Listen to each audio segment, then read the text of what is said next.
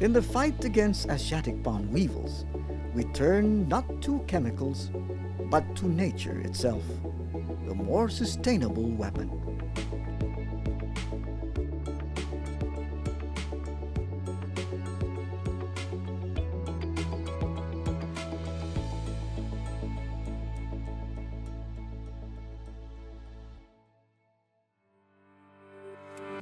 Now we are promoting sustainable agriculture, and one of the ways that we are promoting sustainable agriculture is through the use of biocontrol or biological control agents. So one of the biocontrol agents that we're trying to promote in this project is the use of the predators and also of microbials. For the predators, one of the very good examples of predators are the earwigs here that we can see. So the earwigs can eat the pests directly, while we have also the parasitoids, which lays their eggs into the insect pests, and the babies or the progeny eats the insect pests.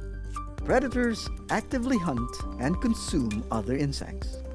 They attack immediately, often preying on eggs, larvae, or soft-bodied insects. The earwig, a small, fierce, nocturnal predator, feeds on the eggs of the destructive Asiatic palm weevil. By consuming the eggs, the next generation of pests are prevented from emerging.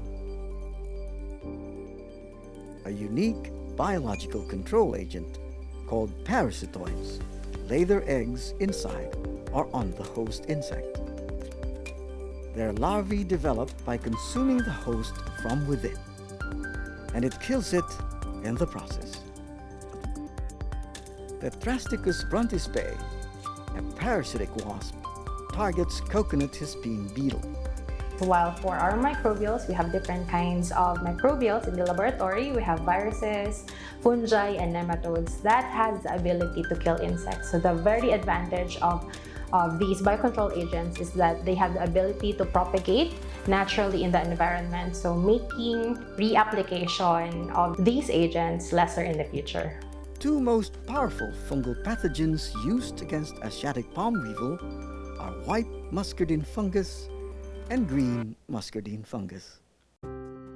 The resulting virus solution would be used the same way as we would be using a chemical pesticide. In terms of the fungi, or what we call entomopathogenic fungi, so there are several genera that we have or we can use for different purposes and for different pests or target pests. For example, we have here species of Metarhizium, also Beauveria, Cordyceps, and also Trichoderma. So for the different pests, these fungi will have different virulence, or they have the different levels of how they can kill or result into a different rate of mortality for each species. So for example, if we're using fungi, the fungi that we're using are usually mass-produced in corn grits. We can get these corn grits with the fungi or the fungal spores in the different RCPCs or in our laboratory. So to use these fungal bags, we are mixing a specific amount of water, for example, with a small bit of soap to act as a surfactant so that the spores of the fungi would not be binding together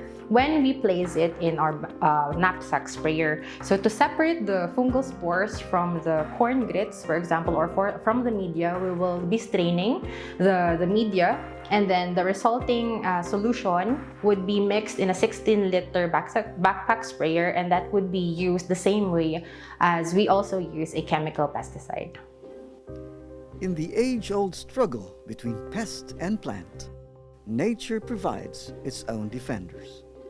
Biological control agents offer an environmentally friendly alternative to chemical pesticides. They are efficient and sustainable, nature's silent guardians.